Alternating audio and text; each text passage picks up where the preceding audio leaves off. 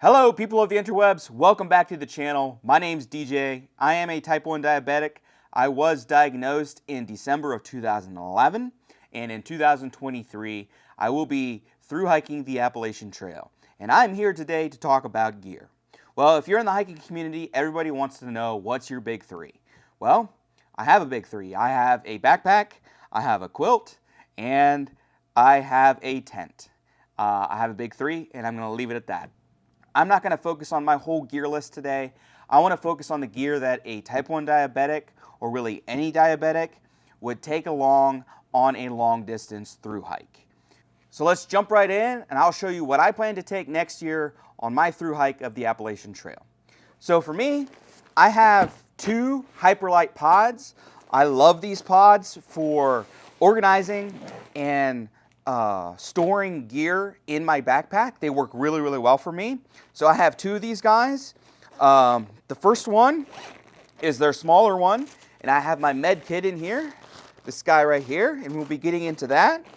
And then in my bigger one is my sleep clothes and an extra either pair of shorts or a pair of long pants, hiking pants. Depending on the weather, I will be hiking in either shorts or long pants, and I'm going to swap those out depending.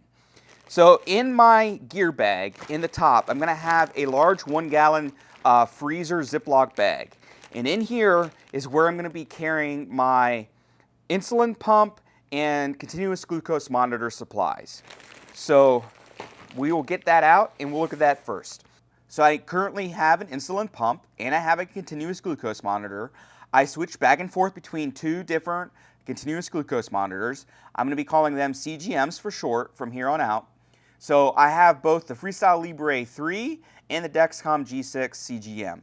I'm currently wearing a Freestyle Libre 3 on my arm, but for next year, when I'm out hiking on the trail, I do plan to carry the Dexcom G6. I just feel better and I'm more at peace about hiking long term with the Dexcom over the Freestyle. The only difference is the Dexcom G6 is just a little bit more expensive. The Freestyle Libre 3s are cheaper and they are easier to access. So I could actually go into different pharmacies along the trail and probably get the Freestyle Libre 3 if I needed it. Where the Dexcom, I probably would not go that route because it would be crazy expensive for me to fill Dexcom G6 sensors out on trail. So for the insulin pump, I am a Omnipod Dash user, so I will be carrying the Omnipod Dash PDM. I do love the Dash system because I can recharge it. It's got an internal battery, so I can recharge this with my battery pack that I plan to take along. The only negative to the Dash system, and it's been like this since I've had it, the battery does not last long. And it's something I'm a little bit nervous about in the backcountry. But the trade-off is I don't have to carry extra batteries with this, where if I go with my old school Omnipod PDM, I would have to carry AAA batteries with me, and I don't want to do that. So I do love the freedom of being able to recharge this. It actually recharges pretty fast, and I've been testing that while I've been going on work trips, and it seems to have worked. But it is a hesitation of carrying this guy in the backcountry with knowing the battery does not last long. But this is the guy I plan to take, at least for the start of the trail. So I am an Omnipod Dash user. So in my clothes bag, I'm going to be carrying one extra Dexcom G6 sensor, and I only have one pod. These are my insulin pods. They are basically one half of the insulin pump system for me with the Omnipod. If you're not familiar with the Omnipod, it's wireless. It's tubeless, I guess would be the better terminology to use. And it's 100% waterproof. I change these pods every 3 days, and I just fill these pods with however much insulin I need. So I only have one of these left in stock right now, but I plan to take 5 of these. So a month's supply would be 10 because you change them every 3 days. So as of now, at the start of the trail, I do plan to only carry 5 pods, one extra Dexcom G6 sensor, and I will be wearing a Dexcom G6 sensor on my arm. Now, as far as the Dexcom goes, I reset my sensors and use them for more than the 10 days. So from factory, they're only rated for 10 days, and then you'd be swapping the sensor out. So there is a way to hack it, and I've been hacking it ever since I've got onto the Dexcom system. I've made sensors last anywhere from 30 to 40 days and still get accurate readings with it. So that gives you extra life with your sensors. It gives you a little bit more freedom, flexibility, where you're not having to constantly be worrying about how close I am to having to fill my next script of sensors while I'm out on trail. Because you're extending those sensors, and if you can get more than 10 days, that is a plus, and that's what I'm going for. So I plan to definitely do that and extend my sensors where I can. I'm just a lot more comfortable also hiking with the Dexcom, and I've been working on trying to get onto the new Omnipod 5 insulin pump, which would allow me to run a closed loop system with the Dexcom. So that's another reason why I do plan to carry the Dexcom. There's a chance that could go through with my new insurance, and I might be able to get that before I hit the trail next year, but we will see. So 5 pods, 1 extra Dexcom sensor I'm wearing, 1 on my arm. So that gives me 2 weeks worth of pods. I don't know how that's going to work yet, because you're obviously going to be sending yourself a lot of packages. Every 2 weeks, you're going to have to be sending yourself a package, and you're going to have to make sure it gets to a point where you're at on trail for when you need it. So there's a lot of logistics here that's still going to have to be worked out. And there was a time where I was like, do I carry these in the packaging that it comes in? The pod packaging isn't as bad, but all of them have these syringes. Well, I only would really need 1 syringe. I don't have to carry 5 syringes or 10 syringes with me because I could reuse this syringe to fill the pods. And the Dexcom, it's got this big, bulky, hunky-dory package. And I was like, do I take them out of the package and repackage them somehow and reduce that packaging weight? And I went back and forth about it.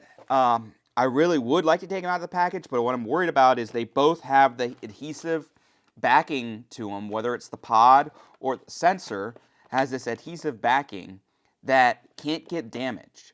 Otherwise, you're going to have problems because it's not going to stick to your skin. And then if you can't get the life out of either the pod or the sensor, that's putting you in a bad spot. And I worry about taking these out of the packaging, that would get damaged. I did think about shrink wrapping these, but even at that, man, I don't know if I'm at peace with it. I have talked to another hiker that thru-hiked this thing back in 2018 as a type 1 diabetic, and she carried it in the packaging. And after talking with her, I was like, that kind of makes sense. It's the safer route to go.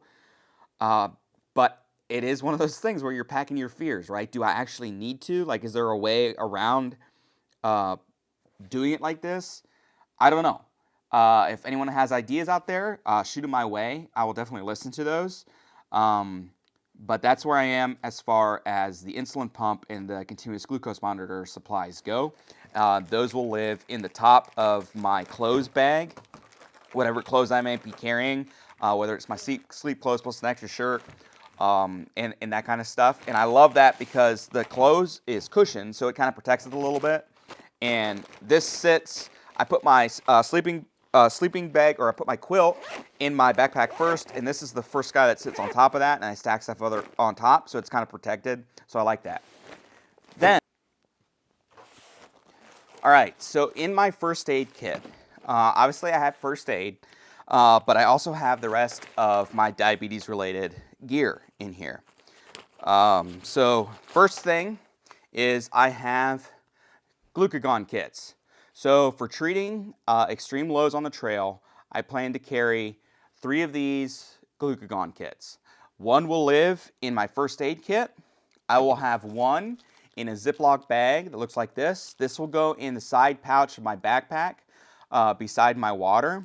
And then 1 of these kits I will give to a fellow hiker that's out there that we might be hiking around the same pace that day, or hopefully one of my family members that I get along the way as another precaution of someone else out on trail would have one of these, where if our paths crossed at lunch or something like that, or they found me like lying on the trail, passed out, or almost passed out, and I'd be say, hey, I need sugar, this would be what that's for. So 3 glucagon kits. Then, as far as the rest of my diabetes supplies go, I got them in this nice biohazard bag. Safety first, guys. Safety first. And I've got a collection of things. Probably one of the things that I love a lot and that I use all the time are these skin prep wipes. These guys right here. I love these guys. I have 2 skin prep wipes, and I will probably carry more than these. Right now I only have 2. I will probably carry 6 of these on trail at a given time, and I will get a resupply of these when I get a resupply of pods. So I love the skin prep wipes. Ever since I was a diabetic and got onto the insulin pump, I've never tore a pod off, and I've never torn a CGM sensor off when I've prepped my skin first with these guys before applying either the pod or the CGM. Prior to using the skin prep, when I was working out or when I was at work and just not paying attention, I'd knock like either my CGM on a door frame or doorway or a cabinet. And when I was working out, barbell movements and stuff like that, I'd knock my pod in a weird way if I was running too fast, and I sweat a lot, and I would tear those items off. Ever since the skin prep, I've never had an issue with that. So I'm definitely carrying some of these packets along, and they're pretty lightweight. So right now I have 2 in here, but I will be upping this, I believe, to 6. That would give me 1 to use for every pod change, plus an extra one in case my sensor needed to be changed between that time frame. I have a Contour Next One blood glucose meter. This guy is Bluetooth.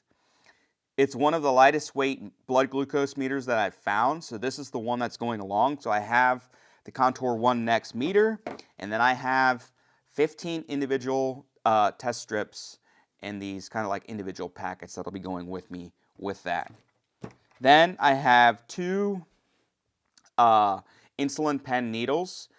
So I do plan to take 1 insulin pen along with me, and it's a backup insulin pen, and that's what these guys are for. There's a good chance that these will go the whole journey with me, but that is a safety precaution there. Then I have something where I've gone back and forth about. Initially, I was planning on taking these little guys, and these guys are basically an individual finger pricker to prick your finger to draw blood. So you just take the plastic piece out, have your finger, and boom, and you've got, if it focuses, blood. There we go. We got blood. You got blood on your finger that you can use to test what your blood sugar is. Now, 5 of these guys weigh more than this guy here. And this is my old Freestyle test strip finger pricker. And it's one of those things where you just pull back, boom, on your finger, same thing. And if you're a diabetic, we never, ever, ever change these little guys out. We use them until infinity and beyond. And that's not a sterile thing to do. But if I do end up taking a meter with me, I'm now severely thinking about swapping this in instead of going the individual route. Because if this became a problem where I had to test what my blood sugar is completely by finger sticks, this would be a lot more beneficial than having only 5 of these. Because if you have only 5 of these, once you run out, you're not going to have any until you get to your next resupply. So that's that. I have 2 syringes, and this is to be able to go the old school route, make tweaks and stuff like that. In everyday life now, sometimes I'll even just whip out a syringe and take some additional insulin that way. I think it's faster to get a high blood sugar down than programming it completely through my insulin pump. So these guys are going along for that reason, and then also in case my pods completely fail and I need something to inject insulin with me, I will have an insulin vial with me of insulin, so I can use this to go the old school route and give myself insulin. And then lastly, I have Sim Patch adhesive patches. I'm going to be carrying 2 of the full patches, and I'll be carrying 2 of the patches that are cut out for the Dexcom CGM specifically. And I put this over my CGM, and that just helps protect it. It's just another added level of protection on the CGM where if you knock it against something, it keeps you from ripping it off. I don't want to have to be thinking about constantly ripping my CGM off. So it's just that added level of security. With this on there, I don't worry about it, and it does well for me. So I'll be carrying these patches along with me. They say you pack your fears, and the blood glucose meter and the test strips and the finger pricker is definitely a fear. I've debated whether I carry it or not. I've gone back and forth on it. And I think I'm at the point where I'm going to start the trail with it, and it might be one of the first things I bail. If I see I don't use it in the first 2 weeks or 3 weeks, it's probably getting sent home. But that's going to be played by ear. I feel a little bit more comfortable doing it that way than just heading out on trail and just expecting my CGM to constantly work. If you're a diabetic, you know there's times when they fail. It's technology, it fails. We don't live in a perfect world. So that could be something I ditch along the way, but as of now, I do plan to carry it. If I would ditch it, it would save me like 5 ounces between all that stuff. But we'll see. We'll see how it goes. As of now, it is going along. So that stuff all lives in its own nice separate little bag inside my first aid kit.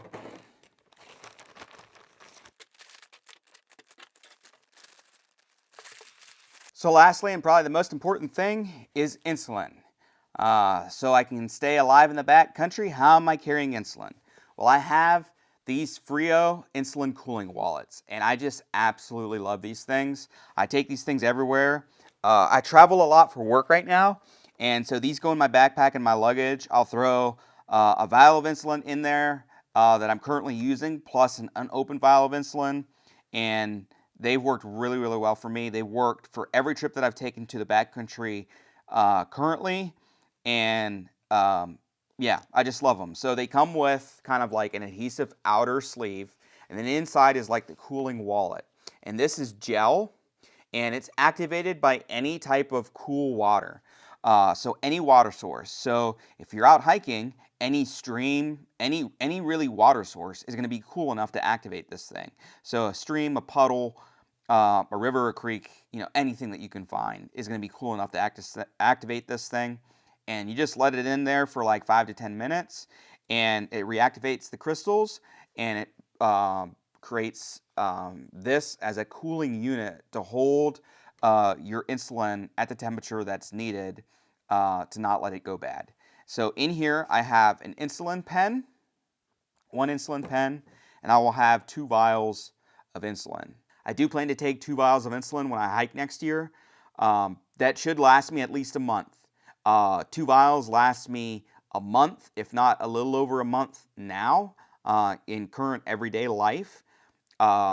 Every hiking trip that I've ever done, I've used like a third of the amount of insulin that I use in everyday life. So I really do expect to use a lot less insulin on this trip, especially as my body adapts to the workload and to hiking every day, because your body's just going to burn through the calories. And so you're not going to need that insulin to compensate for the calories that you're ingesting. So 2 vials of insulin, insulin pen in the nice Frio wallet, works really, really well. It would probably be the number one thing if I was a diabetic wanting to do any type of long distance trip, whether that's just straight up hiking, backpacking, a bike packing trip, a road trip, a ski trip, a snowmobiling trip, a four-wheeling trip, anything in the backcountry, anything outdoors. If you're an athlete, if you're a kid that's in any type of school sports, I would pick one of these up, and this is how I would carry insulin everywhere I went. They work really, really well for me. They're designed to give you the freedom to go pretty much do whatever you want to do and not have to worry about not having a fridge right by your side. So this will live in the top of my pack, underneath my pack liner. So it will be underneath the waterproofing part of my pack. And so I don't have to worry about it getting wet. Even if it does get wet, it's not going to hurt it any. But I do plan to keep it right there underneath my pack liner, right at the top of my pack, so it's easily accessible. And so that rounds out the gear that I'm planning to take as a diabetic next year on the trail. As far as my dash PDM goes, my dash PDM and my cell phone will live in a shoulder strap pocket that I have in my backpack, and it's a waterproof pouch, and it'll be easily accessible from there. Now, I want to talk a little bit about supplements that I plan to take. There are several things that work really, really well for me and have worked well for me over the years. I'm not sponsored by any of these people. I paid full price for them, and I just love how much they work for me, and I want to share them with you in case they could possibly help you in any way.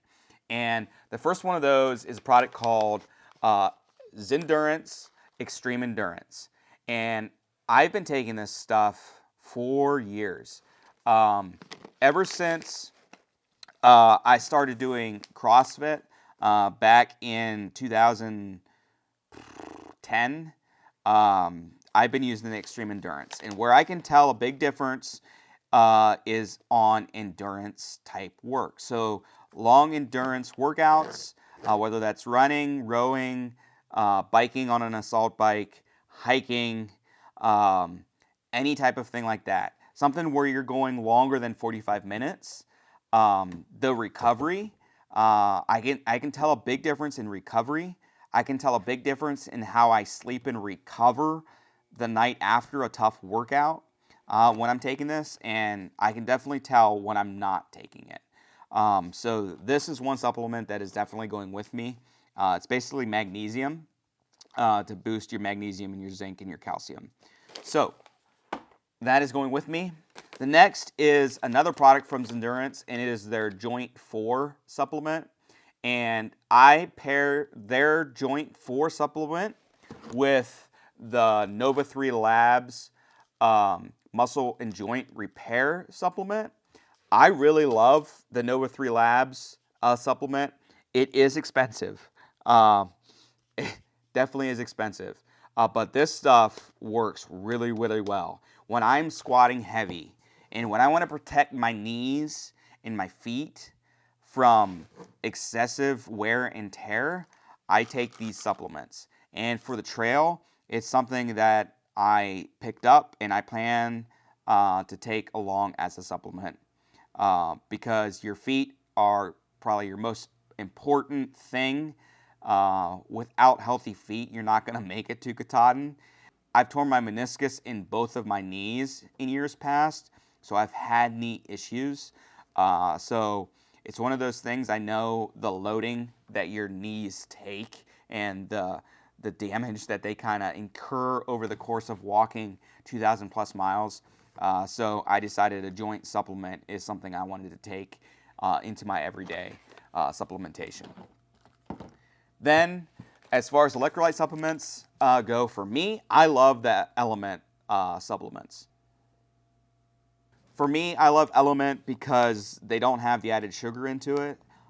Me being a diabetic, I've always been this way with any type of supplements, whether it's protein or whatever.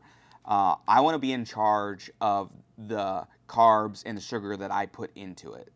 I don't want the supplement company to do that. So I love Element for that reason, where it's just straight up electrolytes and you don't have the added sugar. I will add the added sugar in if I need it as a boost of carbs.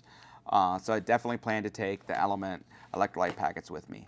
And then as another way of treating low blood sugars, I promise this is not cocaine, as my package states here. It is not cocaine. It is dextrose. Dextrose has always worked well for me to treat low blood sugars. So around workouts where I'm having a low blood sugar, I will treat that low blood sugar, whether it's pre-workout during the workout or post-workout by adding dextrose into whatever I might be drinking at that time. So you can throw it in straight up water. It just becomes sugar water. You could throw it into like your water with your electrolyte powder. You could throw it in coffee. You could throw it in tea. And it has a lot of flexibility. Dextrose has worked really, really well for me as treating low blood sugars. It raises my blood sugar fast. It doesn't stick around in your body fast because your body burns it pretty quick. And so I do plan to take some dextrose with me. I might not take this big of amount with me, but I do plan to take a little bit of dextrose powder with me. And if it's something that could work for you, great. That's why I'm mentioning it. I love the dextrose because it's gram to gram. So 1 gram of dextrose equals 1 gram of carbs. It's easy to figure, and you know exactly what you're adding into whatever you're adding it into. All right, there is only one other product I want to mention, and it's my favorite piece of gear, and that's why I'm mentioning it. It is not diabetic related, but I love them so much, and that is these guys right here. These are light load towels. I was not expecting much when I picked these up off of Amazon, but I absolutely love these things. This is my favorite piece of gear. I plan to carry at least 2 of these on trail. They can work as a headband, sweatband. I've got one where I'll like wipe down like the inside or outside of my tent if it rains or there's condensation. I've got one to like clean up my hands and my like cook system. They absorb water really, really well, and you can just wring them out. They dry really fast. So if you get them completely soaked, you can put them on the outside of your pack and they'll dry really, really fast. They're also machine washable. They come in 2 different like toughnesses. Come in packs of like 3 or 4 on Amazon. I'll throw a link for these as well as the Frio wallet below for you guys. But I just wanted to mention these. If you haven't heard of them, this would be something that I would definitely look into. They're not that expensive, and if it's something that works for you, awesome. But I love these things. I take these everywhere. They go with me on work trips. I've got one in my car. I've got one in my backpack. Can't say enough good things about them. Love them. All right, that takes care of everything I got for you folks today. Thanks for being here. Thanks for sticking around and watching. I hope this has helped you in some ways. If you have any questions or comments or suggestions, throw them down in the comments below, and I will see you fine folks on the next one. Remember to take courage, choose joy, and hike on. Let's go!